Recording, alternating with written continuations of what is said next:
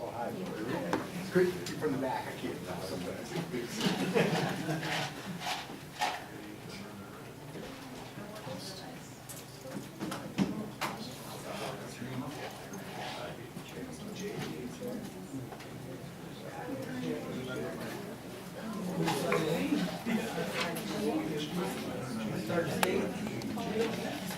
No more. Sarah. Sorry, you've been searching.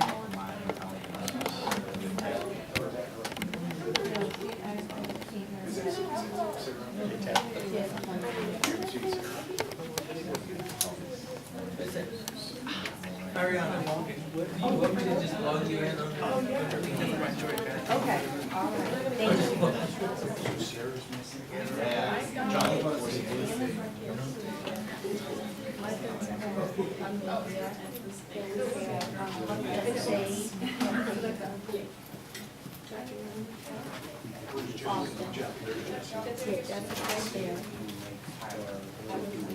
I know I was raised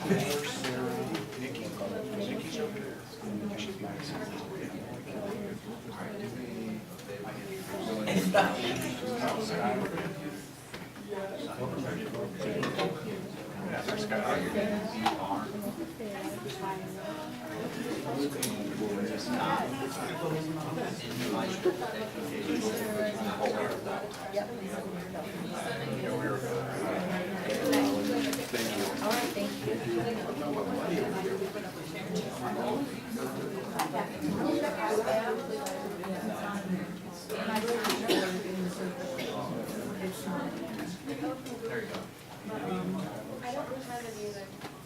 All right. If you didn't have the email, if you can go to the website br.inviteeducation.com, that'll get you into the same area.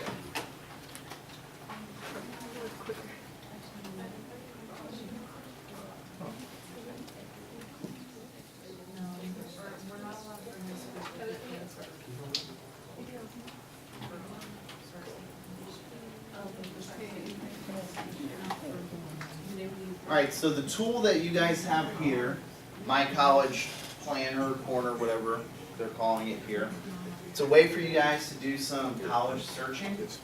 Check out universities, look at schools.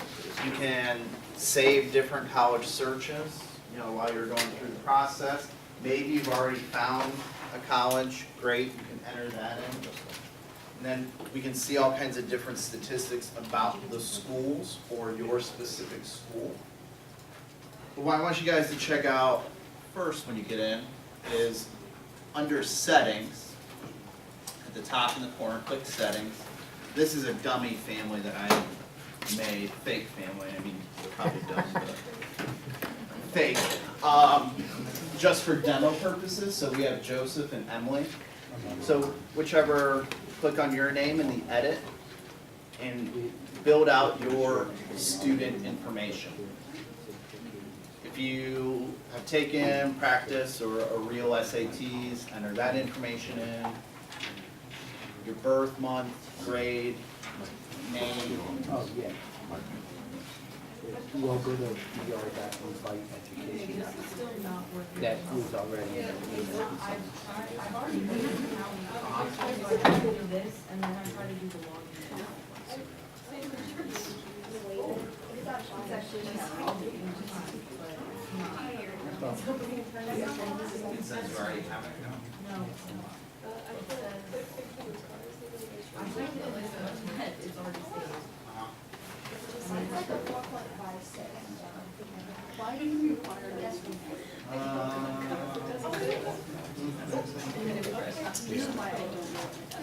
Let me try something else. I did my, I did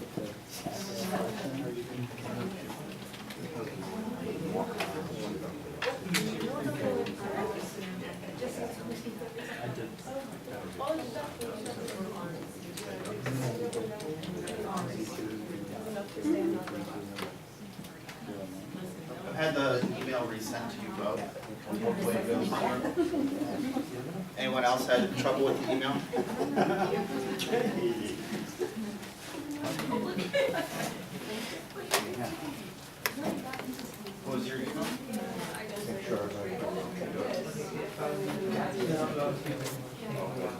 What's your email address? Are you really? There we go. Just resend it. I don't know why. I'm usually. Check spam or junk perhaps.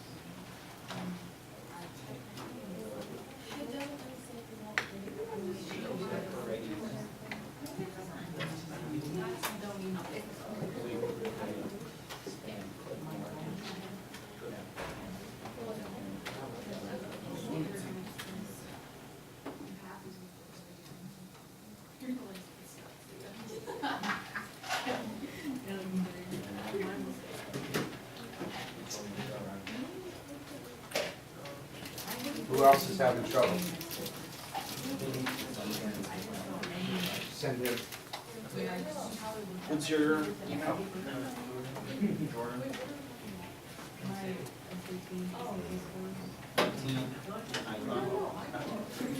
Is everybody else on it? Is everybody on it yet? It's not working for me. Oh, yeah. I didn't get it. Check junk. Yes. James, I'm coming over to you. But it's not working. I'm on this one, I think I have to pay. When I tried to do it, My name in there, because it's asking for my credit card. Jordan MC 15. I didn't know. 1500. At iCloud. That's the wrong one. Yeah, well, this is what you have as grade two. Did you do the first year that cost it all? Alright, I sent you another email with a link in it from me this time. So you haven't gotten the emails. There it is. Yeah, see You this? can't get the emails. Stop being sneaky.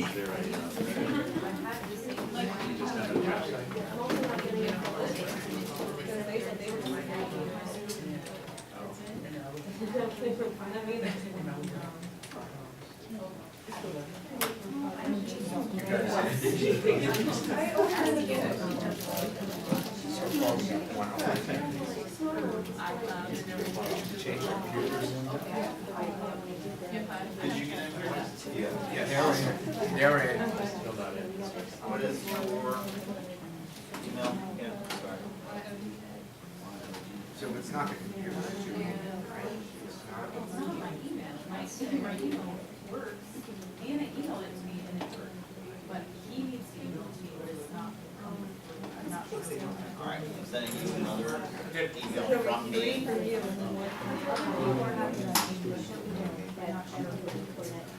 There'll be a link to follow from I Amelia. think what I do is I'll walk in and out.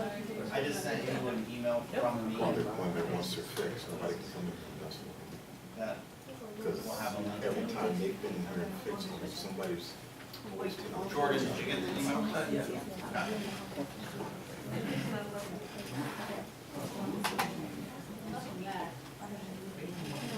For those of you that are This program. moving along and entered your information, at the top you'll see,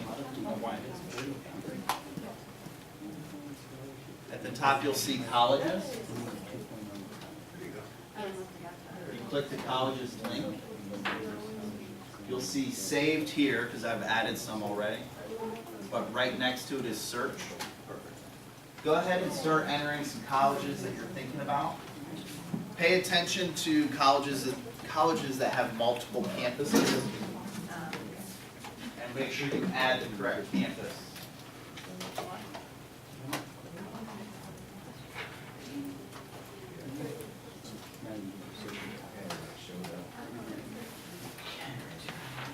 Did that come through? Awesome.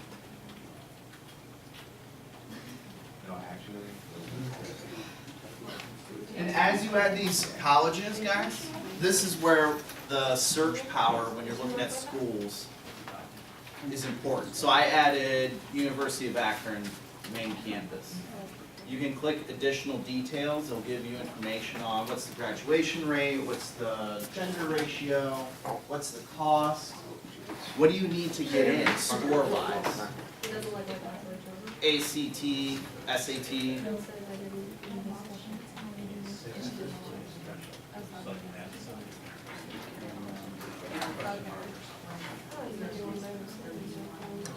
So go ahead and search a couple schools, add the ones that you're interested in, and then we'll move on from there.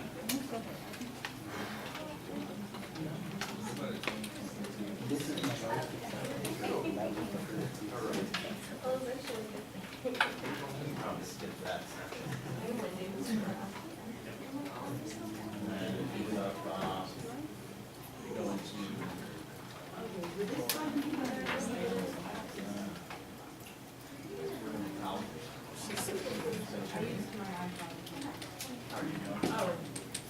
oh, there you go. All right. Like, if you send me an iPhone, no, I just did it on my phone. Well, it says like you will receive an invitation. Oh, then call me. Refresh your email, but he has to, okay, I use a different email. Okay. But, so do you have to, or should I just go? Did you get the email from me? No, I never, unless, it's never.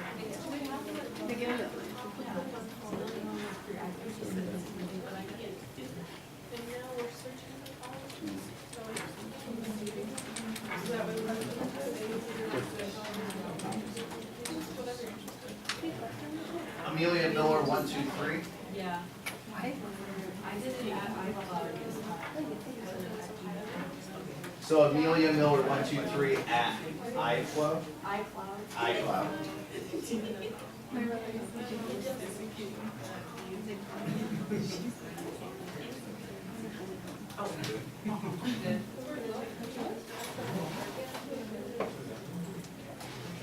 I didn't have 123 in the address. Okay. So do you guys? We have to sign up with you. I'm sorry. We have to sign up with you. I went ahead and corrected, and every time I check my email, but I went ahead and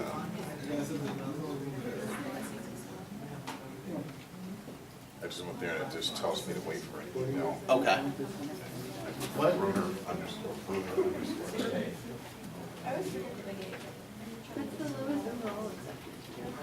It's just,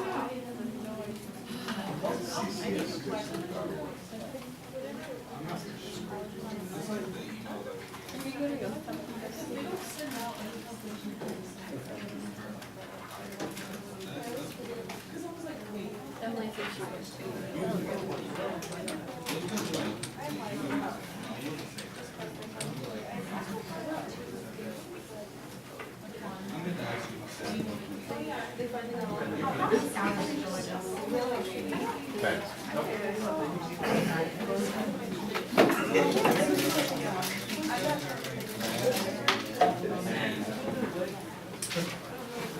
Once I got, I know that he's in part of it. Once I got it, I haven't heard which. So do you guys have some colleges in so far? yeah. And you have what? 9? All right. Anything when you guys look at the initial information for the colleges that's interesting or what you didn't know, bless you, something new?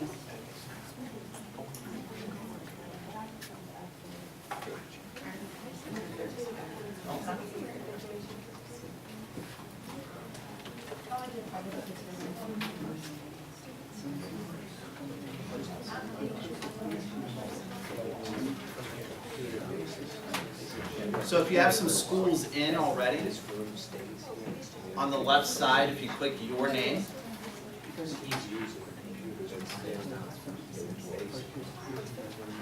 We gotta hit this. and then you can go through all the prompts at the top, or you can just skip ahead. I would say click Financial Center at the top. And it'll take you to the page on the screen up here.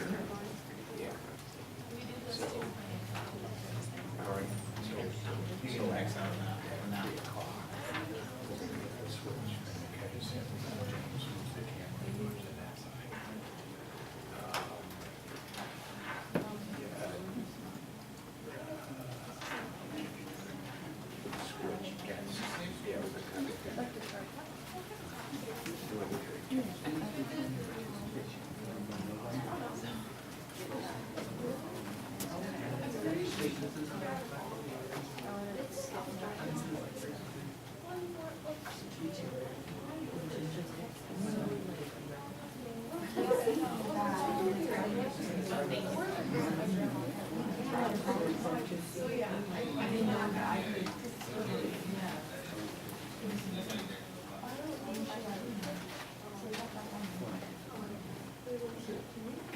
So if you go to the top on this, the financial center, you can switch that.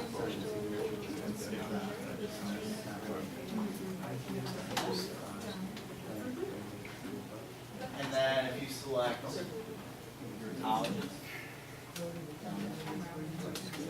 and then you can select any of those and break down further into the cost for the schools. If you scroll down, your colleges, and then you can select the schools. And then you can even select information there. You can see the total cost, potential gift aid that's available. How are you doing? Right. Your college. Then you can see all the colleges here, the cost. You select one. More anticipated shortfalls. How you guys doing? You say not good.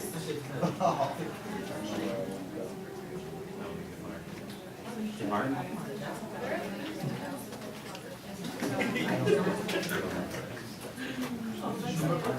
Okay, if you scroll all the way to the top. And then if you go to financial center, you can dismiss that. Scroll down. You can do your colleges. And then it has all your colleges titled here, and then you can select them. No, that's Spelmos, because I could It'll use build out the information, Brad Shepherd. potential shortfall. Yeah, that's why I'm interested in.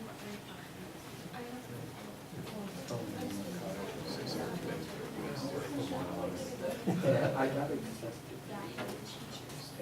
Yeah, I don't.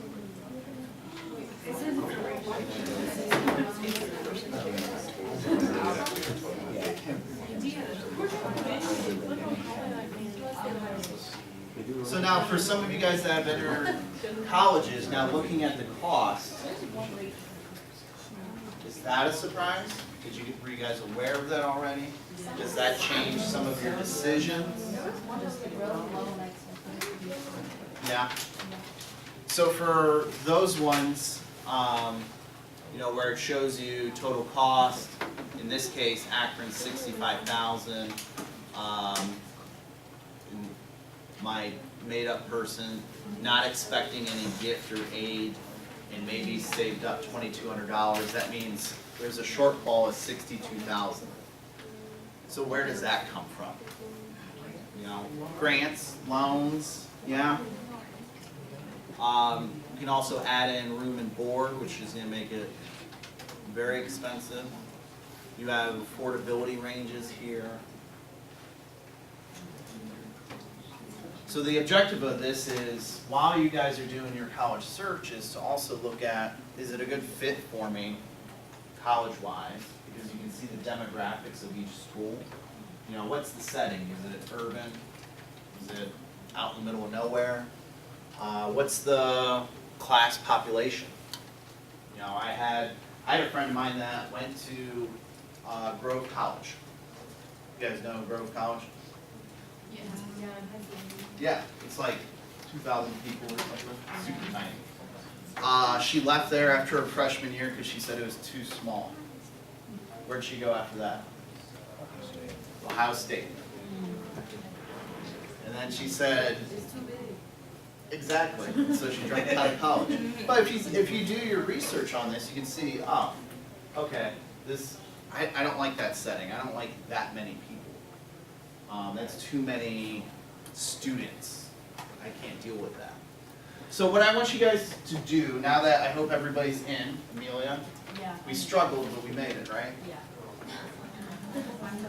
Remember this website, because as you guys go through you know, your schooling career, this is your access now. So tailored to how you want. As you're going through your school search, add or remove schools from this list. Thank you so much. As things change, as you take new tests, because there's the ability to update your educational information, your test scores, your GPA, add that in there.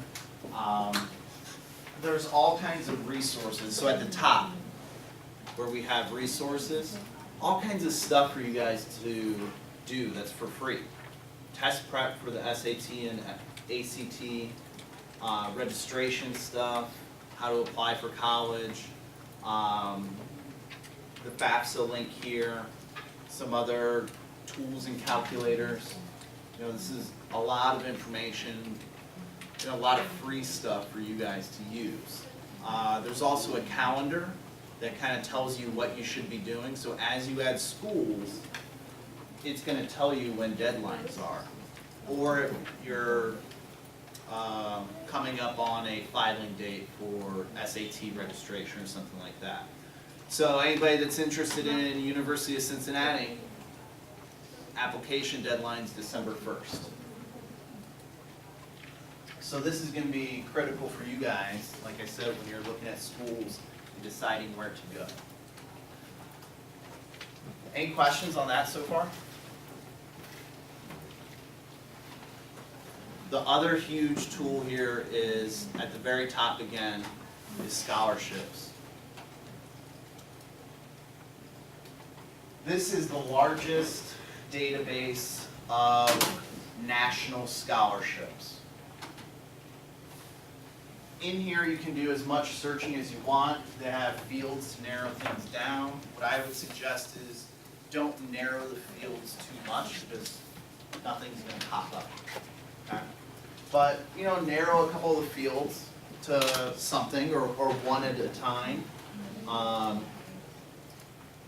You can do state, ethnicity, religion, or, I don't know, go into the text box and type in nurse and see what pops up. 216 scholarships popped up. You can read about it. It's hard to read on here. But for this for example, this Armed Forces Health Professions Scholarship Program, it's worth $200,000. In 2017, 1,500 people applied. 485 were awarded a scholarship. That's like a 30% chance of getting money, right? So this is huge because you guys can save these to your database, this website, make notes of when it's due. You can follow the links that's in this to actually go to the website or the application place. So when we were talking about shortfalls for school tuition, we said, where are we going to make up that difference? Well, here's a good place to start. Yeah, it's going to take a little bit of work, maybe writing an essay. But I tell you what, I'll write a 200-word essay for $10,000. That's easy money, right? So you're interested in, would you search it by Ohio? Okay. So you guys can go by field.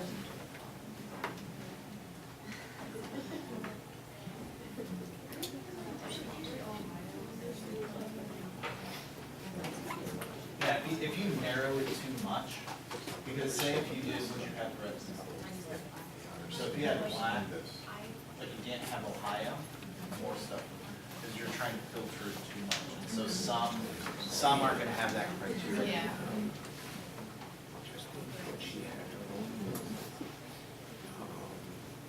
She's giving it a 40. So, how's this going? I should have. Sarcasm. What did you search for? No, this one's So there's tons of money to be had. You just have to do a little bit of work on this.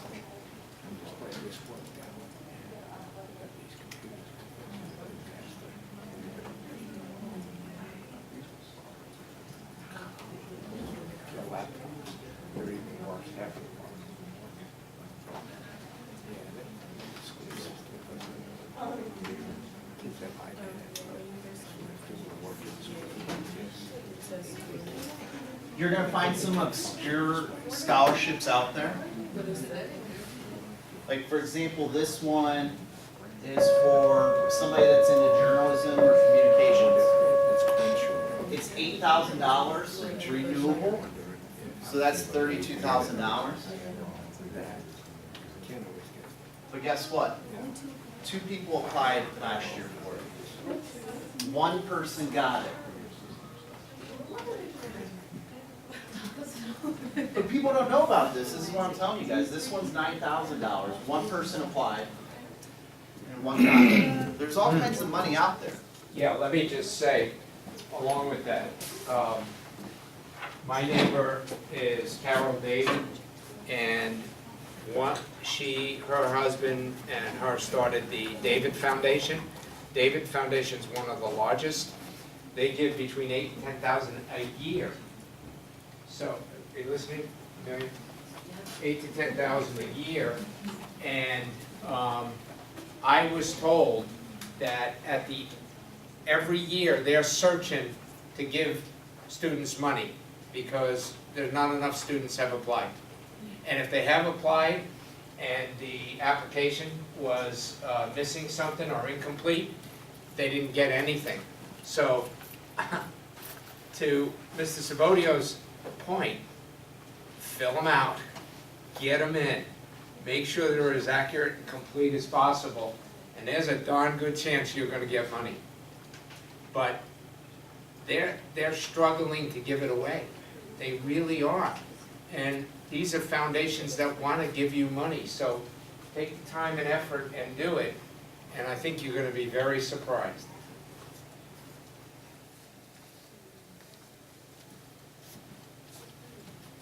How are you doing?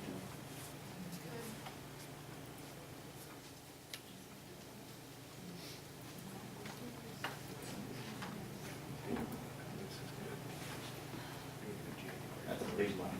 20 grand. How are you guys doing over here?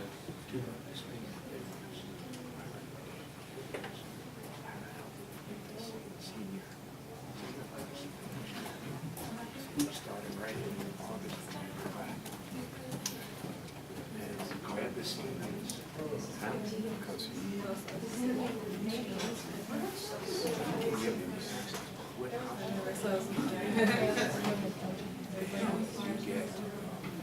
So guys, there's a Choose Ohio First scholarship.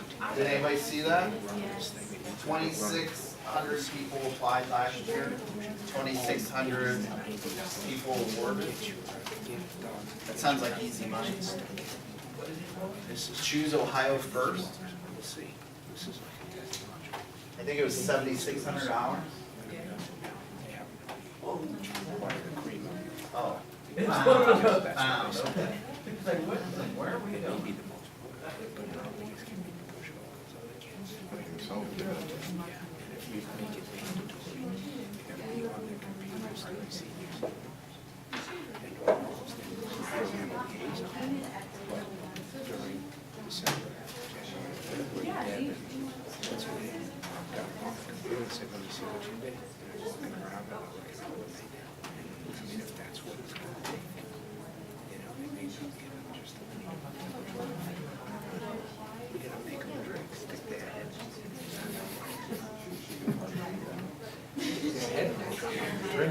No, yeah, you saw it.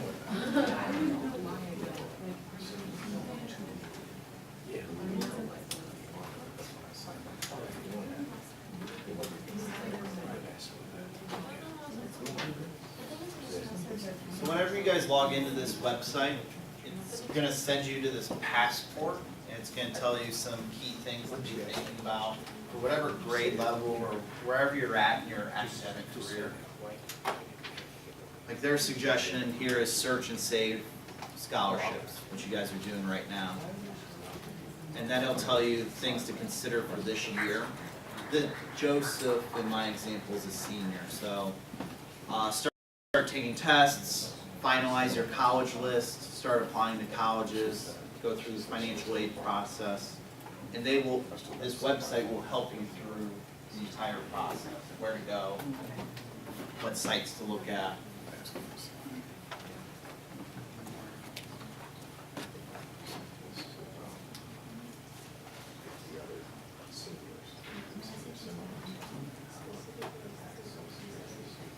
So, the access, right now, it's free. At some point, there's a change it over to the same thing. I don't know when that is. But right now, it's just I have to send out the invitation. I saw that when I tried to sign on there, they had the thing in my card. Oh, okay. Yeah, they just changed it over in like the last couple of weeks. No, I gotta give this presentation. They're like, no, we got a window where it's gonna be free. We don't know how long. I don't know if you can get, if I can get the invite out, if they're like randomly in. So we got to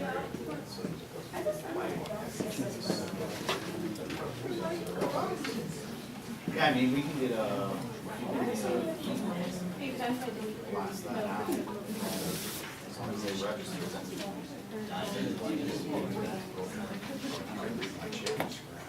Yep.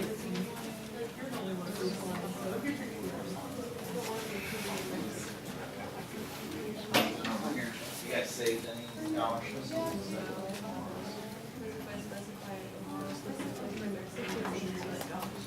Yeah, that's what I was saying, but you gotta be careful on the filters, because some of the scholarships are not going to include the name Ohio.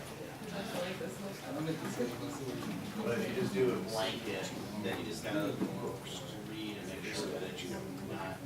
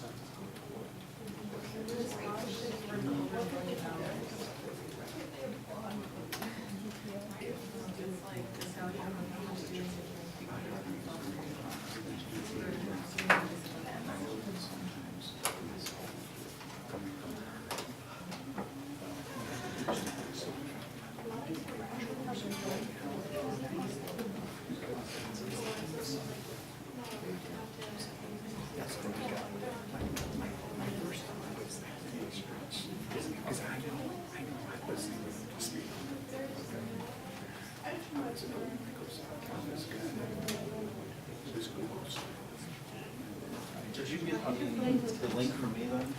Yes. Okay, did that work better? Yes, it did. I'm in right now, and actually right as spam with my $2. Okay.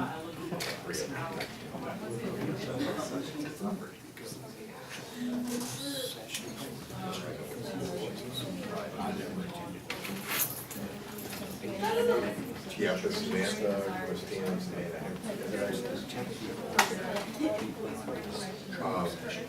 it went up to state because this is where you pick this stuff.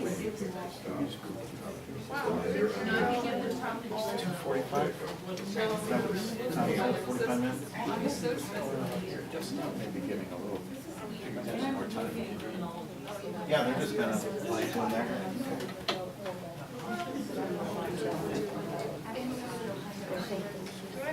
Okay, go ahead, no, it was this joining my.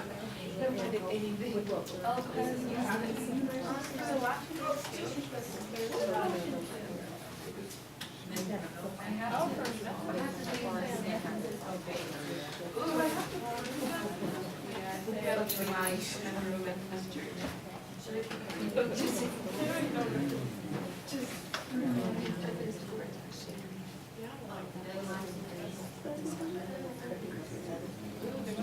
still in here. So it even has action items. Oh, I have to just schedule classes. Oh, wait, available for you. No. Why? I told you, you have to specific note.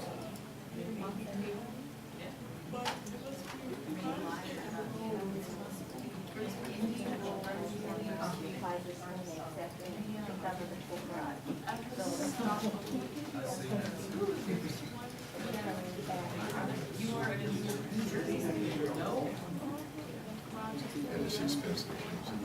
It's 60,000 a year.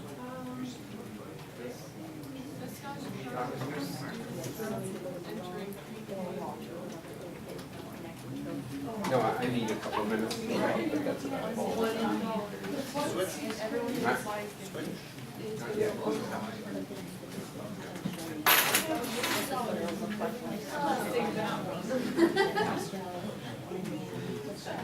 Yeah, for students with disabilities.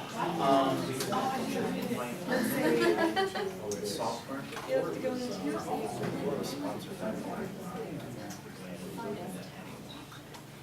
Now, So this was right now they have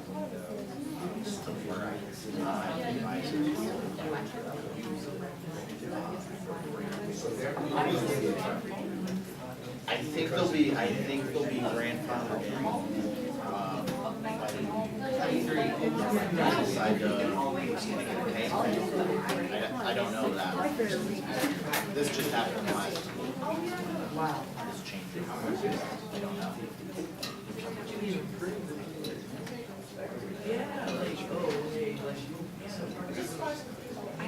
I think so, yeah. Because I got an email that said, your access is gonna be bad. Log in to extend your access, so I think.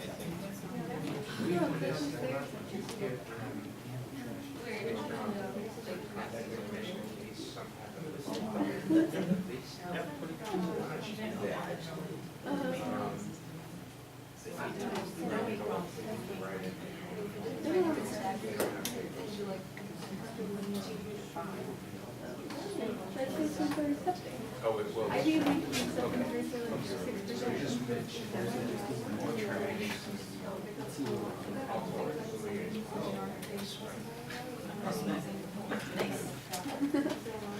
And then I'll mention.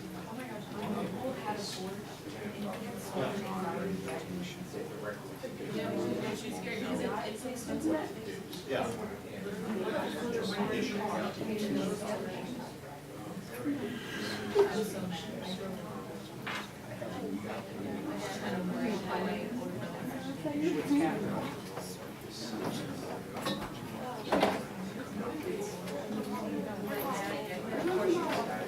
Right.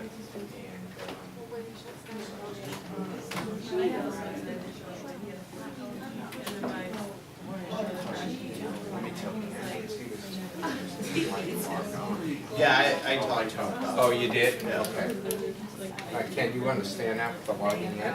So, Yeah, he explained it to me. So right now-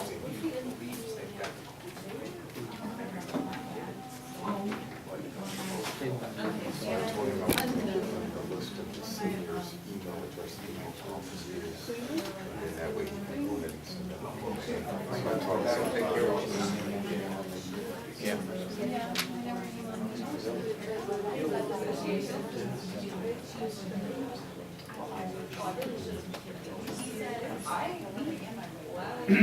This was for the others. Oh, this is for the school. they just kind of pull things around now. Yeah, it's going to college. That's why I need to get it out there as soon as possible. I'll tell them, I'll send them the left here, Monday, and get it out. So that they just don't be here. They can just remind it. I'll tell them this. What would you get if you just a list of your scholars? She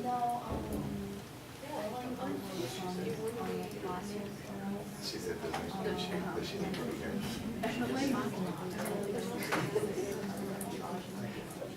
She thought Sarah was here. Sarah's on the way. But it doesn't necessarily have all this information. No,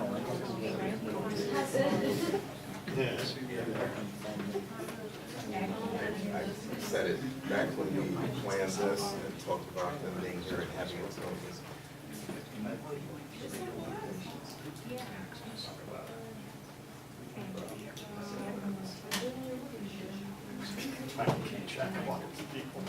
So just a reminder, this is your guys' website, so please use it as much as you want.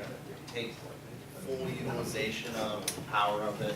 If there's any issues or anything like that, my contact info will be coming out later, so if there's questions or anything, please let me know. But please, this is an expensive website that you guys are getting for free, so please take full use of the access. Anybody else would have to pay for this. So, I mean, it's understandable because there's a lot of data here that's been collected by these people. And that's not easy to do. So, it's one thing for me to give you a list of 10 scholarships and say, here, go research them, go do it. But when you get on here and you really look and you are able to go in and say nursing specific or engineering specific or accounting, business or marketing specific, it means a lot. It means you're not wasting necessarily your time and your energy and your focus. Okay, breeze back. So let me say, so what do you guys think about this? I mean, is this helpful? Because you're going to go into the next room and you're going to hear from Justine Chester, who graduated from here, graduated from Malone with a psychology degree, is now in admissions in Malone, and Malone is paying for her master's in psychology, industrial psychology, and her hopes is to go into human resources. She did that through a job shadowing, so you'll hear more about job shadowing at the next seminar. But her boss, I believe it's her boss's boss, is in there, and she's going to give you the general overview on, what Malone looks at as far as financial aid.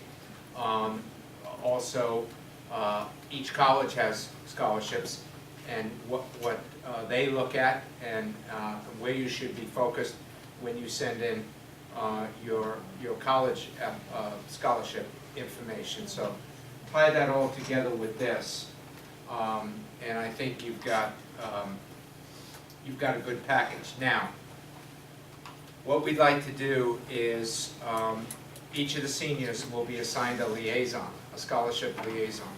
Okay, what does that mean? It's a member of the scholarship committee and some of the OPCOM members. So there'll be 8, correct? There's 16. Dennis, how many do we have? 9. 9. The 9. There's 18 seniors. There'll be 9 liaisons. The information will come out this week. You'll be told who your liaison is.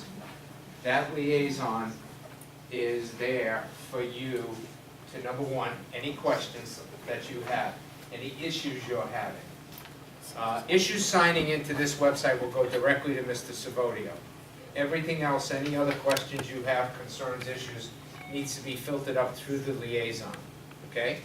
We're going to be sending you a Google Doc form probably within the next couple of weeks to a month. And on there, we're going to be asking which schools you're thinking of attending and which scholarships you're applying for. We're going to be asking you that in January, February, and March. To be honest with you, after the beginning of March, your chances of some of those scholarships are slim to none. even if it says the application is due. Hello? Even if it says that the application is due on April the 1st, if you wait, you're gonna be lost. You can't do it. The money, Mr. Bruner and I have made presentations to the Big 8 in Northeast Ohio schools, and they'll all tell us their decisions on giving out money, 80 to 90% of it is done by January, by the end of January. So even though it may say April 1st, your chances of getting that money after that are slim to none. So unfortunately, if you haven't gotten a jump on this, I would suggest the next 2 months that you get on this real serious. I don't know what your plans are for the holidays, but no matter where you are, if you're taking a trip, if you're doing, you got your iPad, you've got all this information now, you've got this app, you're gonna get information next door. There's not a whole lot of reasons and excuses for not doing it. And I can tell you, and the reason we're putting so much emphasis on this is because Mr. Bruner and I sit there every year during the alumni seminar, and that happens the first or second week in June. And we're sitting there with 8 to 10 graduates from the camp program at Norway College. And they're talking to every single student in the audience. And the #1 fear of every graduating class consistently for the last 4 or 5 years is, how am I going to fund school? And then when we ask them, okay, what scholarships have you applied for? We find out they maybe applied for 2 or 3 scholarships. And we're sitting there shaking our heads and saying, okay, maybe we haven't done our job, maybe we haven't given you the right tools, maybe we haven't made it a priority, and yes, we're gonna do a check-in, and you can like the check-in or not. If you choose not to do them, and the check-in comes in at the end of March, at least I won't be sitting there, Mr. Bruner and I won't be sitting there in June going, why haven't these kids filled this out? We'll be going, okay, it's the individual. It doesn't have anything to do with the lack of information or what we provided and the sense of urgency, okay? Now the juniors, I mean, they're in great shape because they're gonna get all set up now, and we're looking to light the flame a little bit earlier. We're recommending they get on it during the summer. Unfortunately, your summer before your senior year has passed, but that's a golden opportunity for them to get to work on this and to start this and narrow it down. Make a list of the top 10 or 12 and go after it, and go after it hard, okay? But we've got too many students that are applying to schools that are $30,000 and above, and they have no clue how they're gonna fund it, how they're gonna get there. They just haven't done the work and the due diligence to make it successful. The reason I'm telling you this is because if that pressure is there in May, before you go to school, and June, and you haven't done your due diligence in your work, that first year is your most important. That's in my mind, the toughest, because you're trying to figure out a whole bunch of things, including, I gotta pass these classes, and by the way, I'm in a new world. I don't have Mr. Bruner that I can stop in the office. I don't have Miss Humphreys or any. College is a whole new world, and you guys are gonna have to learn that. And what we're finding is that's where we get the most risk on students who say, hey, I'm having a problem. We have liaisons with all of our alumni. I don't know if you know it. We have about 50 right now that we track. We don't track. We call them once a month. How is everything going? How's everything doing? So we have a pretty good handle on who's struggling year one, and then who makes it through. So trust me, this is a chance for you to relieve that burden, that part of it, have a clear mind, and go off. Now, I can't tell you how much is enough for debt. Each person, it's different, okay? but I'm just gonna give you my general observation. A $28,000 school, which is I think about Akron or Kent, right? $28,000 like that. If you can get that whittled down to about $10,000 a year in debt, total, all in. Room and board, all your expenses, food, the whole bit. You can get that whittled down to about $10,000, which means at the end of 3 to 4 years, you got $30,000 or $40,000 worth of debt, which in my mind is about the price of a new car. You know, if you were to go out and finance a new car, you're doing great. You're in a, what I would call a safe zone, to me. Problem is, we got students that are racking up $100,000 worth of debt. They haven't done the due diligence. They're all worried, they're struggling in school, and it's really not a good mix, okay? We don't want to see that for you. And we put a lot of emphasis on how our students doing in college. Because Mr. Bruner will tell you, the first graduating class out of camp, we had 6 students. 4 of them were out of school in the first year. 2 of them stayed in school. Now, for various reasons. But what I said to Mr. Bruner is, we're sitting here tapping ourselves on the back because you got an associate's degree, or maybe 2. And we got you failing out of college. That to me isn't success. That to me, we want you to be successful. That's why I'm still contacting students that graduated from college 2-3 years ago. I mean, they're still calling, we're in touch, they're actually in jobs. Some of them I help get jobs when they come out of school. So that's what the program's all about. All right. Profiles, make sure all your profiles are there.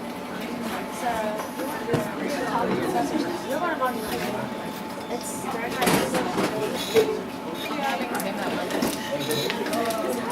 our 30s, our 40s. We're gonna talk about She was a laptop too. We'll have any kind of study for it.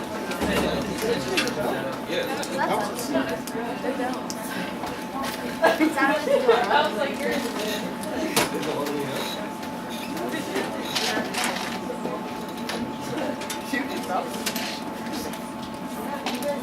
I don't think she has this experience. I don't think she's ever had this experience. Oh, yes? Hold up. I had tree. I had agree. Hold on for a tree. I didn't have. We have long enough to work with. I miss it so much. I'll have to just text her one day and be like, you guys.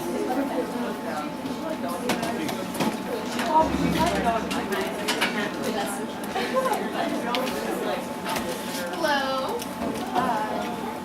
So this is just like a general presentation of one thing you should know for financial aid, financial process, the importance of including everything, especially because you're seniors, and maybe you can fully understand, or at least better understand financial aid process.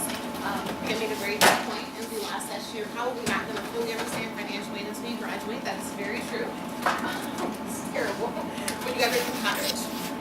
But that's just the reality of things. So we have Pam stay right here. She's the director of financial aid at Bologna University. She's been working in this industry for 20 plus years. So she's coming to you with a lot of information. We definitely take notes. What she has to say can be life changing.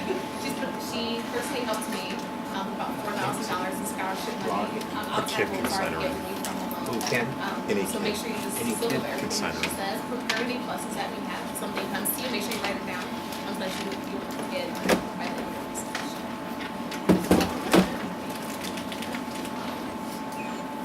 How are you this afternoon? It's good to see you. Parents, can you believe that your students ready to go to college? It just seems like 2 years ago they put on the bus and graduation. It just comes so fast, and students I'm sure you can't wait to get there. So it's 2 different perspectives here.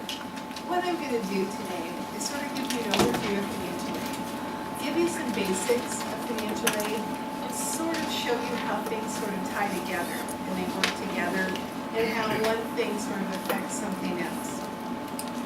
There's no way that you're going to learn everything that you need to know about financial aid today. Hopefully you'll have a good understanding of it, a good basis of it. need to do it. But also, I have my business cards up here. Please make sure that you grab one of these business cards. And please consider me as a resource for information for you. If you have any questions, you need any help at all, don't hesitate to call me, send me an email. I'm local. Stop in my office and talk to me. I have an open door policy for students and parents. If I'm in the office, I'm available to talk with you and help you in any way I can. And it's not even, it doesn't even matter if Bellows on your radar or not, I don't care.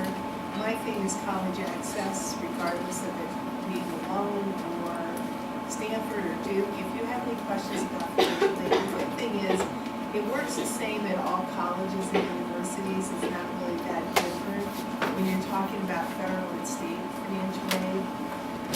Institutional aid may be a little different, but for the most part, it's the same. I'm more than happy to help you. I also have some appropriate money ends up here and some $100,000, so help yourself to those too.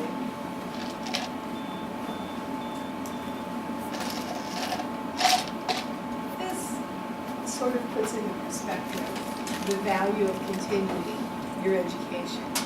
The Department of Labor releases statistics every year that shows the average income of someone with a high school diploma, someone with a bachelor's degree, and someone with a master's degree. Of course, you can see the earning power per year that a degree generates. And then also the unemployment rate. The higher the degree, the less the unemployment rate associated with those degrees. So this is, you all have different reasons for considering college. This is probably some of everybody's reasons, just for income. The other thing that this doesn't measure, it doesn't show, is job satisfaction. There's a certain amount of job satisfaction that comes from the ability of choosing your career, deciding what you have a passion for, what you really love, what you want to do the rest of your life. And part of higher education is finding that passion. I can tell you it's not always what you start out in school with. Many students come to school freshman year, they're sure they're going to go into education. I've wanted to be a teacher since I was in second grade. I'm going into education. And after 1 or 2 semesters, they may say, you know, I think I'm going to try accounting. I really like numbers, I really like the business aspect, and that's fine. It's just part of determining where your passion is, where it lies. I have a student that just went to his wedding this summer. He came in as an education major. Corey was sure he was going to teach. He was going to be a history teacher. That's what he wanted to do. He graduated with a degree in computer science, and now he's in grad school in Iowa studying computer science. So complete flip there of what he wanted to do, but he found his passion. And once you do that, you have this job satisfaction that's difficult to measure. The goals of financial aid, why colleges and universities offer financial aid, why we work so hard with students, is for affordability. We want college to be affordable for you. We want you to have access to any college regardless of income. That means that you shouldn't look at a school and check it off your list just because you think it's too expensive. If you're interested in going to Duke University, then you should pursue Duke University. Choice, regardless of cost. You shouldn't consider just certain schools thinking that's the only thing that you would be able to afford, because that's so far from the truth. You can consider any school that you want to. And then to recruit desirable students. Colleges and universities want those high academic students. They want the athletes. They want those talented students, those students in the band, in vocal, in the choir, the chorale, those students in theater. So they'll use financial aid to offer scholarships to recruit those desirable students as well. When we talk about financial aid, it's not a convoluted definition. It really is just monies that are provided to help students pay for post-secondary education. And there's different sources of those funds.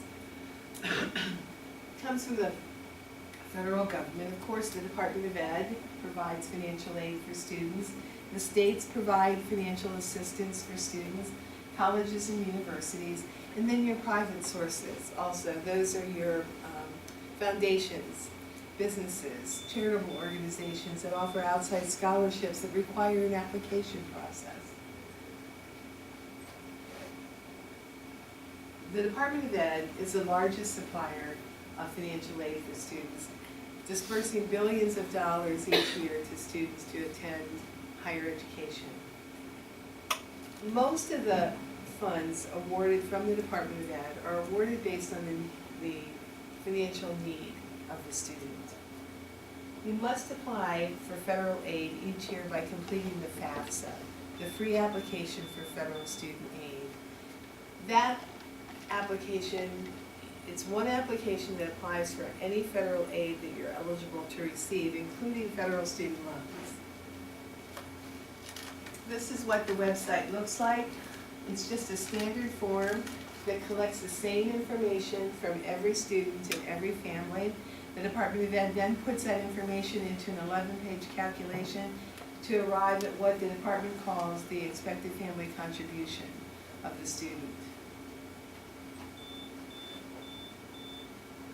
You can complete the FAFSA now anytime after October 1st of your senior year.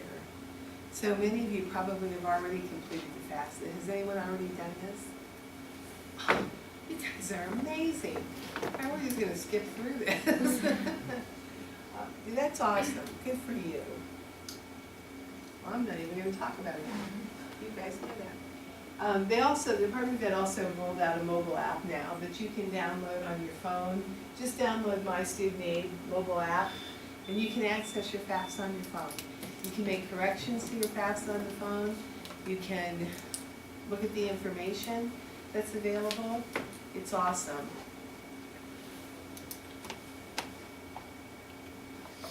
This would have been the IRS data retrieval tool. When you completed the FAFSA, you could have given the IRS permission to just transfer the information directly from parents' student tax return onto the FAFSA. That helps eliminate any errors that you may make. I would encourage you to continue to use that tool every year as long as you can. The FAFSA asks some very specific questions to determine the dependency of a student. And I can tell you that the dependency of a student for FAFSA purposes is not the same as the IRS definition of an independent student. An independent student for the IRS is a student who completed their tax return and claimed themselves on their tax return. Maybe you work somewhere and you made enough money and they withheld enough money that if you claim yourself, you're going to get more of a tax return. So you claim yourself in the tax return. If you do that, your parents can't claim you on their tax return. So for IRS purposes, you're considered an independent student because you claimed yourself. But that's not true for FAFSA purposes. For the FAFSA, you're considered a dependent student and must report parent information unless you're 24 years of age, unless you're married, unless you have a dependent that you're providing more than 50% of the support for, unless you're a veteran of the armed forces, or unless you're an orphan or ward of the court, then you do need to include parent information on the FAFSA. In order to sign the FAFSA, as well as any other legal paperwork from the Department of Ed, such as a promissory note for a loan, you need to have a Federal Student Aid ID, an FSA ID. It's something that you create yourself. You can do that at fsaid.ed.gov. And that's just your username and password forever, unless you change it. But it provides a legal signature to the FAFSA and also any legal documents with the Department of Ed. Again, the FAFSA calculates that expected family contribution. Now again, don't look at that number and think that that's exactly what you're going to be expected to pay for college for 1 year. We've been asking the Department of Ed to change the terminology, the definition of this for a long time. We haven't got them to listen to us yet, but maybe someday. The EFC is no way indicative of the exact amount of money that you're going to have to pay for college each year. In most cases, the amount that you will pay will be less than the expected family contributions, and in some cases, it may be more. But what it is more of an index figure for colleges and universities to bounce financial aid off of. So just know that it's an index figure. Don't assume cost associated with the EFC. And know that that's gonna change, that's gonna stay the same regardless of college. If your expected family contribution was $3,000, it's $3,000 in any college you apply to. $3,000 at Harvard, it's $3,000 at The Ohio State, and it's $3,000 at Cuyahoga Community College. It's not gonna change. What colleges will do then is they take their cost of attendance, and their cost of attendance is composed of many factors. Of course, their tuition is included in that, their comprehensive fees, any fees that they charge, as well as their room and board charges are included in their cost of attendance. But then there's also allocations in the cost of attendance for personal expenses. We know that students are gonna have other expenses attending school that aren't gonna be billed by us, but they're gonna be a very real cost. You're gonna have shoes and clothes to go to class. There's gonna be transportation costs involved, gas, tires, batteries for the car, whatever. That's included in there, as well as books and supplies is included in there. So the cost of attendance varies from school to school. Of course, those colleges with a higher tuition are gonna have a higher cost of attendance. A college in New York may have a higher cost of attendance than a college in Kentucky because the cost of living is so different. So their allocations for personal expenses and transportation may be higher. Colleges will take the cost of attendance, subtract the expected family contribution that's the same, to arrive at the financial need of that student. And it's the financial need of the student that colleges are going to try to meet. That they're going to work with the aid that they have available in order to meet that financial aid of a student, or that financial need of a student. There's two categories of financial aid. There's the need-based financial aid and non-need-based financial aid. Just very simple. These are the different types of financial aid that are available, scholarships and grants. Of course, the more scholarships and grants you get, the better. Those do not require you to repay those when you graduate. Loans are loans. Loans you're going to need to repay once you graduate. And employment. There's employment that's offered by colleges where you can work on campus or off campus, closely off campus with maybe some nonprofit organizations. The employment is the only aid that is not subtracted directly off of your billing statement. If you receive a $2,000, $2,500 allocation of federal work-study funds on your financial aid award letter, that $2,500 is not deducted off of your bill. Instead, the students work, you earn a paycheck, and you're paid every 2 weeks. And I keep saying paycheck, it tells you how old school I am. Now it's a direct deposit. They direct deposit the money into your account every 2 weeks. Then you have the choice to decide what you want to do with that money. If you want to pay it on your student account through the bursar's office, you can. You may want to go and put $50 on your bill, you can do that. Or you can just use the money for Target runs, for pizza, just to meet school expenses that you may have, to pay for gas to go home or whatever. So it's up to you, but it's the only aid that doesn't come directly off of the bill. These are the different types of the federal aid programs that are available. I won't read all those to you. Of course, federal student loans are part of the federal aid that's available. Federal student loans do not go into repayment until 6 months after you graduate from school. You leave school or graduate from school. Federal student loans are capped at a certain amount each year. As a freshman student, the most that you can borrow is $5,500 in federal student loans for the year. As a sophomore, you can borrow $6,500 a year, and as a junior and senior, you can borrow $7,500 per year. But that's the most that you can borrow as a student. If there's any monies that are still required to be paid, the department also offers a Parent Plus loan to parents. It's a parent loan for undergraduate students with a Parent Plus loan. There is no cap on the amount of money that a parent can borrow from the Department of Ed each year, and the repayment of those can be deferred until the student graduates as well. So there are some options there.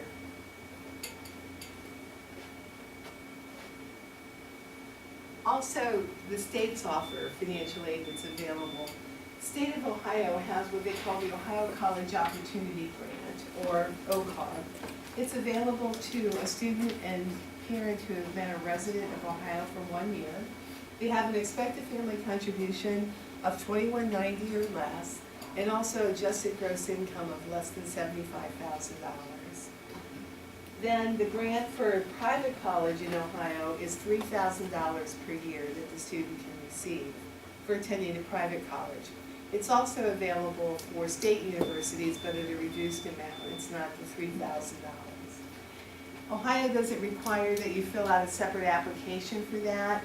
As soon as you fill out the FAFSA, indicate on the FAFSA your state of residency is Ohio, then the Department of Education sends that FAFSA information automatically to the Ohio Department of Education. They prepare a roster of eligible students that schools can access. Then we can look at the roster and know what students are eligible to receive the OCOG grant, and we award it to the student.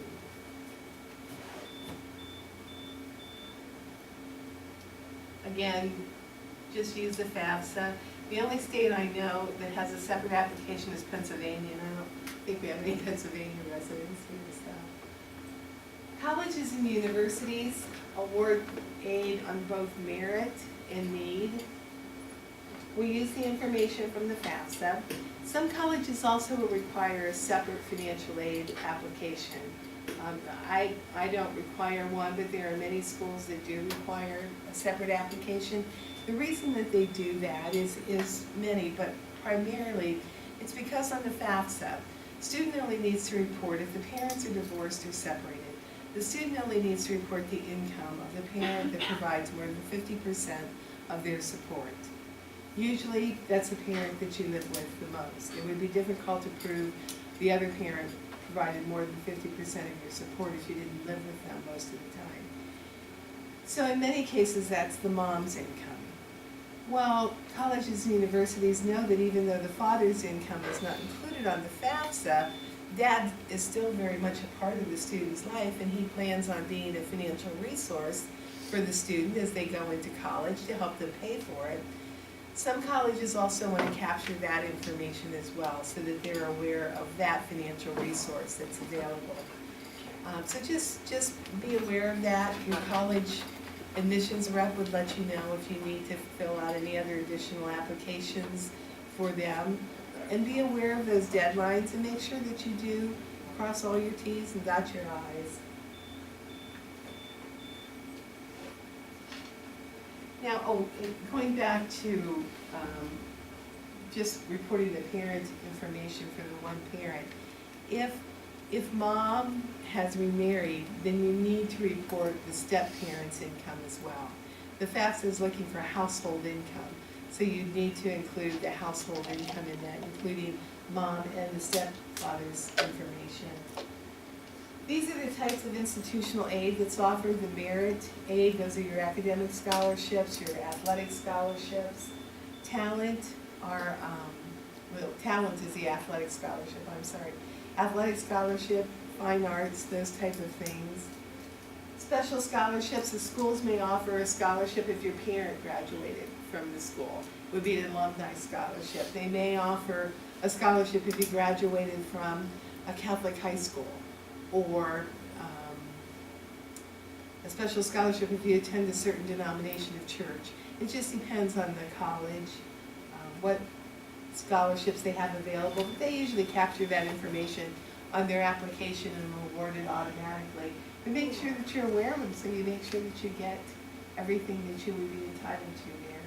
And then need-based aid, they use institutional aid, grant aid to close the gap for students, to make it more affordable for the families. And then schools offer employment too. There is employment that's offered through the federal work-study program that is partially funded by the Department of Ed, but it's a need-based program.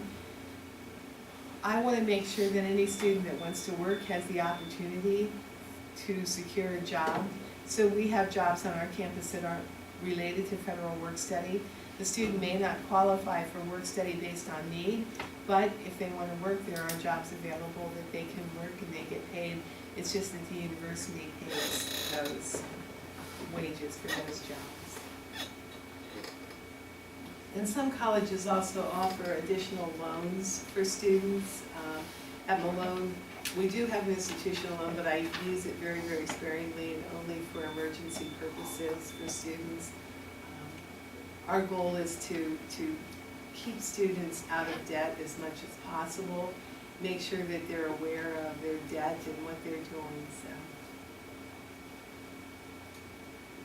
These are private sources of money. We're talking about your private scholarships.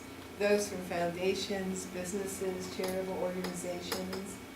The deadlines for those vary, but for the most part, they're by April 1st. Some are even earlier. This is where you need to do your homework and put forth the most effort in securing those outside scholarships because they're out there, they're available. You just have to do some research and look for them, and then you have to apply for them.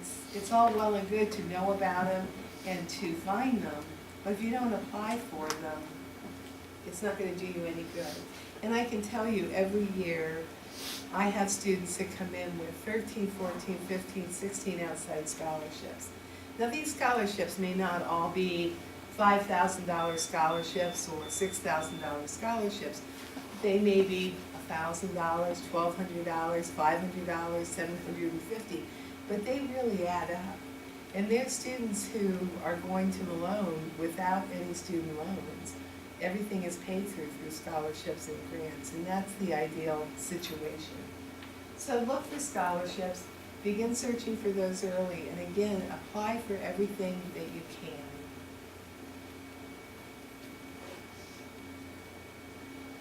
I'm finding too that more and more churches are offering scholarships to the students in their youth group. So that's something to look into. Also, employers, for parents, your parents' employers, many of them are beginning to offer scholarships to their employees' students. And we're looking at the local Lions Club, Rotary Club, VFWs, those type of local civic service groups. They offer scholarships too. Again, they're not tremendous, but $500 scholarship again is book money. Okay, I threw a lot of stuff at you. And you're all still awake, that's a good thing, thank you. Is there any questions that you have, anything that I can help you with? Are you getting excited about this process? Okay, so say that you're awarded a scholarship, where does that money specifically go? Does it depend on like the scholarship that you get? Like, do they send it to your school, or like, do they send it to you? Like, I don't know where the money goes. Like, Yeah, it's a good question, and it varies from organization to organization. I will tell you that about 95% of scholarship organizations will send the money to the school. They ask the student, where are you planning to go? And then they send it, usually though, they don't send it until after school starts. Maybe some will come in August, but for the most part, we get them in September, because they want us to verify that the student is actually there and attending. If they're not, we need to send the money back to the organization. Some organizations, for the smaller scholarships, the $250, $500 scholarships, they may just give the student a check for that. Now I can tell you, according to federal regulations, even though the student was given the money directly and the check was made out to the student, you still need to report that to the financial aid office and say, the Lions Club gave me an outside scholarship for $250. It needs to be included as part of your financial aid of the money that's available for school, because it could affect other aid that you receive. I've never had a student yet where those scholarships have affected any other aid, but it is required that you report it. Now, do we check that? Not necessarily, but it is the right thing to do, to report the scholarships that you receive directly to the financial aid office. Yeah, could I have one? Sure. Just so you know, like, you know, we started the camp scholarships last year. We did exactly what you said. We asked the student for a copy of their tuition bill, their student ID, and then we sent a check directly to the school, and again, identified it by the student ID, so they got proper credit. So that's it. Yeah. So, And then we normally divide them up, 50% for the fall semester and 50% for the spring semester. If you've got a $5,000 scholarship, it'd be $2,500 fall, $2,500 spring, to sort of even that out for you so that you're not scrambling in the spring semester looking for additional funds. In some organizations, if the student doesn't return for the spring, some organizations will request that we send the other half of the money back to them for reawarding too. What other questions do you guys have?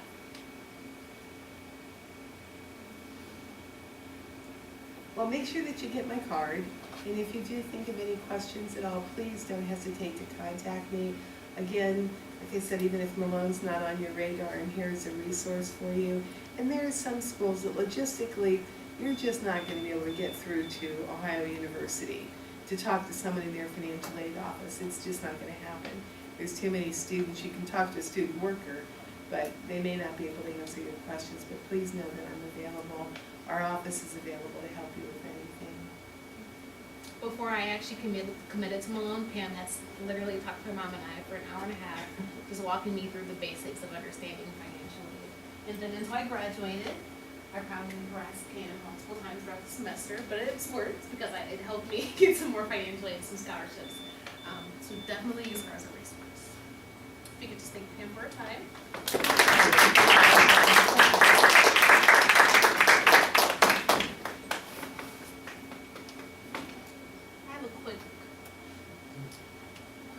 Presentation as well, just for my personal experiences. So again, the money is out there, you just have to search for it, as far as scholarships and things like that. So student debt is very real. The day that I walked across the stage from Malone, before I even walked across the stage, and I had graduated like a weird time, it was like December, so then I had to wait 6 months to actually walk across the stage. So then by that 6 months now, like my loans are kicked in, I have to start paying for them. So the day I walked across the stage, I got an email like, hey Justine, it's time for you to start repaying your loans. I'm like, great. So it's very much real. A lot of people worry about college before they go.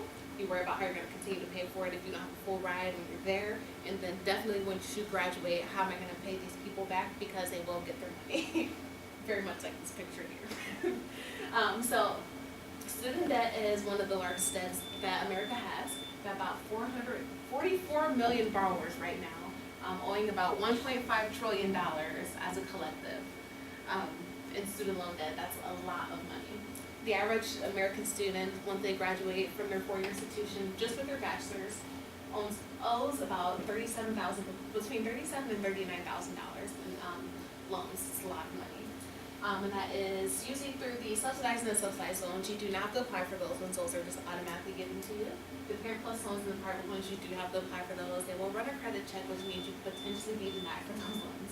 And even so, even if you are approved for them, in certain cases, if you don't do the Parent Plus loan, you do the private loans, you're still going to have to figure out how are you going to pay the money back. So, yes. State of Ohio, we have over 150 schools, colleges and universities in Ohio. So that makes us top 10 states for high student debt. We have a lot of prestigious schools in Ohio too, so I always tell students, like, make sure you look in Ohio because we have a lot to offer. With us being top 10 states for high student debt, we go about $53 billion just as a state in student debt. It's a lot of money. But only 26% of Ohioans have bachelor's degrees or higher. So there's no reason why we should be top 10 student debt with only 26% of people having a bachelor's or higher. That number is so high. We're top 10 because a lot of people are going to school and not realizing or thinking about how they're actually going to pay for school. I do have friends who were asked to leave Malone and other universities because they could not continue to pay. That is very real, it's very sad. So make sure that you know you have a plan on how you're going to continue to pay. My personal story. So I went to Malone, I was there for 2.5 years, only graduated $18,000 in debt, $18,750 in debt. This is a real screenshot of what I currently owe, or what my monthly payment is right now. So right now, I should be about $90,000 in debt. Again, I was there for 2.5 years, graduated $18,000 in debt. Malone gives a lot of money. A lot of people are gonna avoid private schools because it's gonna seem like it's a lot more expensive to attend. Private schools can actually get a little bit more money than state schools, just because like we have our own personal grants and things that we give. So do not be afraid to apply to a school, because the tuition is gonna seem crazy. You'll never pay the sticker price at any institution. And then Pam personally helped me as well. I did graduate, I did everything wrong. I did exactly what Mr. Bruner told me not to do, so I didn't apply to Malone until like April. It's a very late time to apply because by that time, we're reaching at the bottom of the bucket trying to get students financial aid. I did not apply for any outside scholarships. When I was in high school, I didn't start applying for outside scholarships until I got to college. So I didn't do a lot of things right, but once I started, I saw the difference. So make sure you do have your top 5 schools applied to by December 1st, and I'll talk a little bit more about that. But I was able to afford it. I got a merit-based scholarship, so most schools are gonna give you an automatic academic scholarship. It's gonna be based on your test scores and GPAs. So me, even though my GPA was pretty high, my ACT score was average. So I just got like the average academic scholarship, which still is a lot. So make sure right now, if you haven't retaken the ACT, make sure you retake it. Most schools are super scoring. We super score at Malone, so that just means we take the highest of each test of your test scores and we average those, which usually helps out with a point or two. If you want to get a higher score, just retake it, send us your new scores, and you'll be good to go. And I did a lot of outside scholarships and of course student loans. So, some easy ways to minimize your student debt. Make sure that you complete the FAFSA. You guys all said you completed that, right? Awesome. Your top 5 schools, make sure you apply to by December 1st. Top 5 schools, even if they are not like the 6 local universities, make sure that you apply to those ones as well, and the top 5 schools. We have a lot of opportunities here in Ohio, and especially here and around in the surrounding Stark County area. Make sure you apply to those schools. And do individual research on each college website. So a lot of students are now resorting to the Common Application, which I encourage you to do. It helps us accept students faster because we get your test scores. Usually we get your test scores and your transcripts right away once you apply. Whether you do the Common Application or not, do individual research on each website because there are going to be certain scholarships that universities offer that we don't necessarily advertise, but they are there. Then of course look for some local scholarships. So I just did some research. Again, even if you feel like you need to go far away to have the college experience, you do not. I literally could walk to Malone from my house. I had an amazing college experience.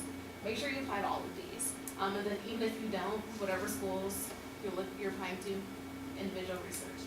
So I just took the liberty to show you what scholarships are out there, which ones I urge you guys to apply for. So the Akron scholarship is called the Akron Guarantee Scholarship.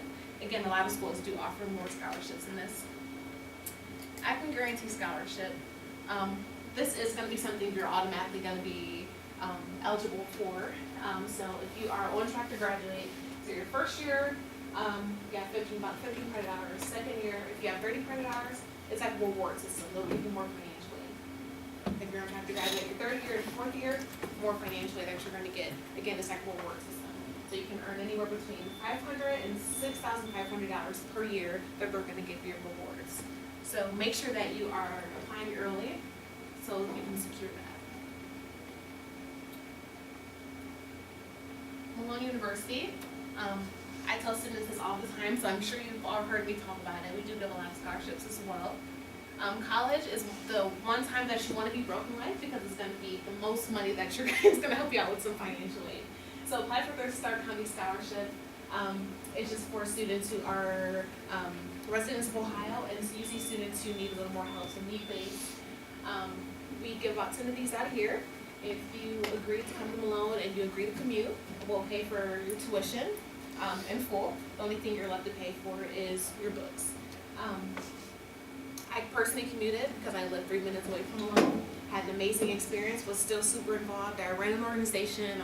I created an organization. People thought I lived on campus because I'd be there until like 3 o'clock in the morning. And you can still have overnight stays and things like that. Just let the RA and the RD know.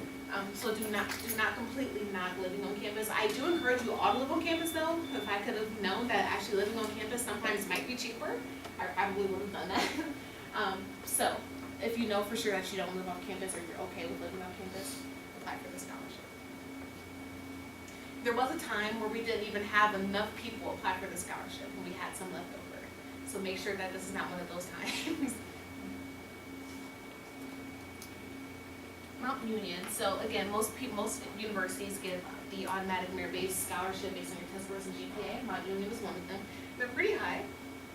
Also another small private school. The sticker price is a little high, but you'll never pay the sticker price at any institution. So they have a lot of different scholarships that they give as well.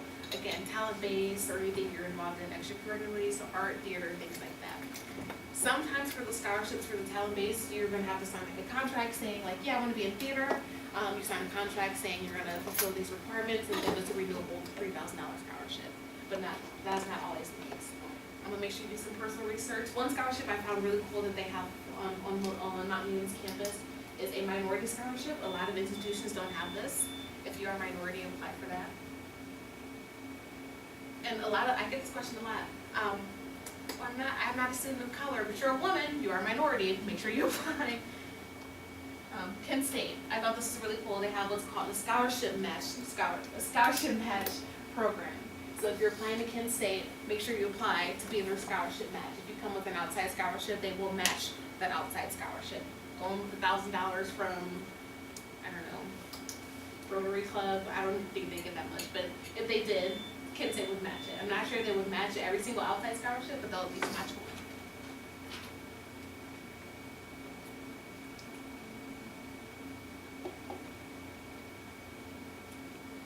Youngstown State, if you go to their website,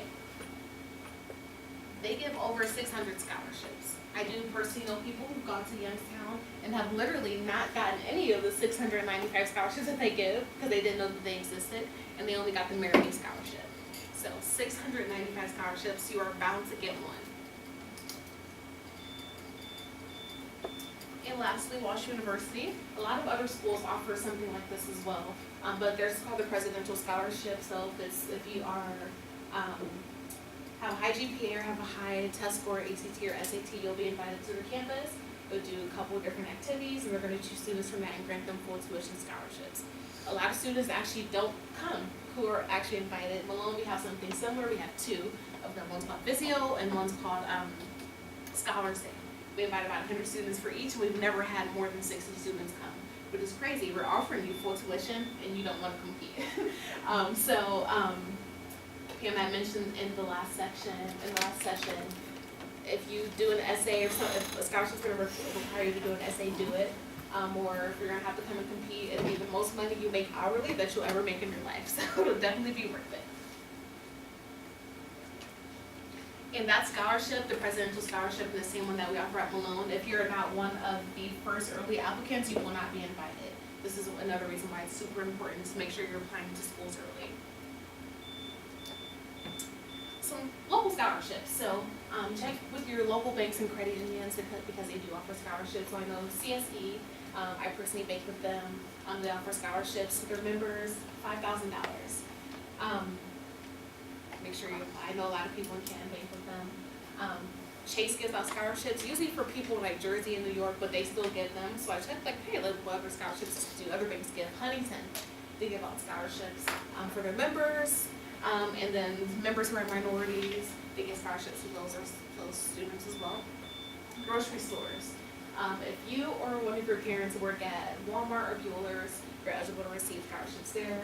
I know Arby's gives them, Burger King gives them, McDonald's gives scholarships, Taco Bell definitely gives scholarships. Check those out if you are working at any of these places. Giant Eagle, I just found this out. They have something, a scholarship called You Promise. I'll show you what the website looks like. So you know, it's very much like the fuel perk system. Anytime you spend money on groceries or anytime you spend money on gas, we're gonna take a percentage of what you just paid and put in a pot for you for your college. And you can have your other family and friends sign up on the same exact account and it all goes to you. So if you don't shop at Giant Eagle, let's start. It will help you with gas, your fuel perks, and it's gonna help you with your college as well. It's called You Promise.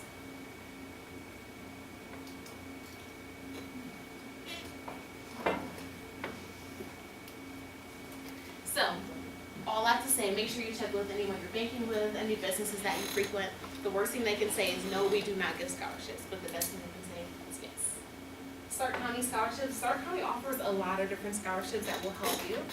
Even if you choose to go to school in Texas, you were still a resident of Stark County, that money still is eligible for you. So, E.J. Dubinsky, Ms. Dubinsky's son, we graduated together in the same exact class, and he was the one who actually told me about these scholarships. He applied for a scholarship, told me like it paid for almost 2 years of his schooling, so I'm like, great, I didn't even know Stark County had these scholarships. So these scholarships, you're only competing with those within the area, so it makes it a little bit easier to secure than on like websites like FastWeb, but still apply to the ones on FastWeb and the ones that the counselor tells you guys to apply to. But again, you're only competing with people within the city or within the county. So, let's see. I don't know what to do. So here's one on Kansas City Schools page. I think they updated in January. But it's gonna pull up a Google document of different scholarships that are being offered in the area. I'm trying to show you how many is there, but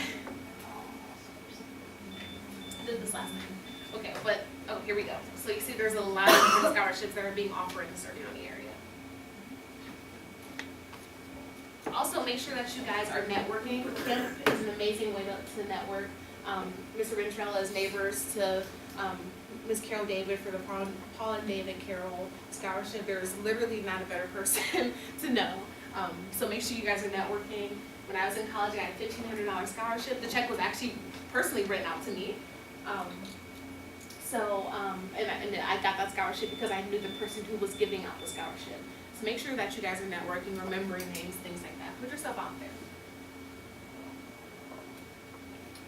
And then of course camp, we are giving out a scholarship. Last year was the first year we gave it. We didn't even have all the seniors apply. And I'm expecting to see all of your applications in. All we need is for you to be in good standing in camp, so a 3.0. We need to see your attendance, we need 2 letters of recommendation, that's pretty much it. Then you go on to college, we need to make sure you are keeping up with those requirements as well. Make sure that you guys all apply, because again, we did not have all the seniors apply last year. So it's $5,000 renewable. So that is all to say, money is out there. You just have to do the research for it. The worst thing someone can say is no. Make sure you stop by the financial aid office as well, whatever school you end up going to. Build a rapport with them. Make sure they know who you are. Make sure that they know things that you're interested in. Pam, she sends out, she'll get scholarships that come across her desk, and she'll be like, hey, I know Justine, I feel like would benefit from this. Send it to the students, increase your chances of getting it. Any questions? Okay, something I didn't know. After high school, you have to continue to fill out the FAFSA. I was completely shocked when I had to fill out the FAFSA again when I was in college. So make sure that you guys are just aware of that. You have to do it every single year. No questions? Well, thank you very much. Feel free to come get some candy and cars. Yes. Wait, when is our deadline for the scholarship? Because we just keep talking about it, we haven't like set dates yet, right? It's a great question. We do have questions. Yes, go for it. My cousin, when he applied to graduate school, he was applying to 2 different graduate schools, and Toledo offered him more money, but he called Ohio State and asked like, hey, I'd rather go here, could you match this? Is that true for like undergraduate school? Yes. Yes and no. So it's gonna depend, one, on how much, if it's gonna be hard to beat out, and then 2, how large the school is. So I know with Malone, we've had students call like, hey, I really wanna come here, and they're offering me this, but they're offering me this, and we can try to work some things out. Being a smaller school sometimes is a little harder, but again, this is another reason why it's a little bit, or it's better to apply earlier, because once we have more money, it's easier to do things like that. But Daniel tested, he's also a Camp alum, that's how he went to Mount Union. So Mount Union offered him certain scholarships, so he would call the other schools, like, hey, they offered me this, and it was literally like a bargaining thing, until finally Mount Union is like, we're just gonna give you a full ride, so, yes, you can. Yes, you can.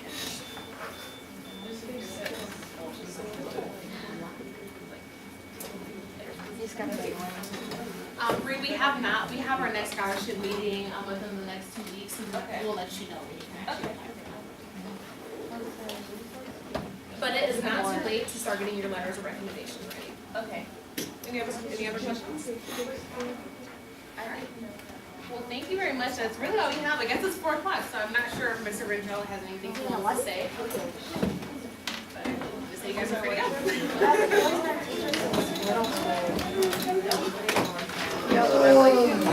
I never do him because of that, because they're gonna look at it like. I always do medium quarters. Yeah, but so I just put you up. Thank you again for coming. Just using face, see?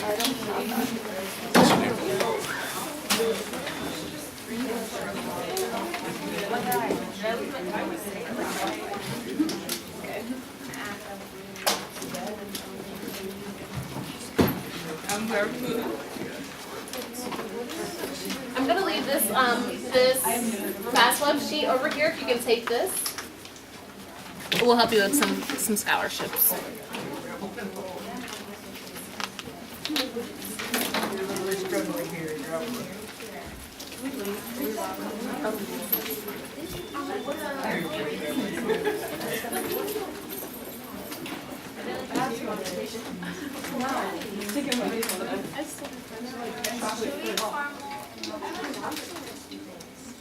Chocolate crispy mini.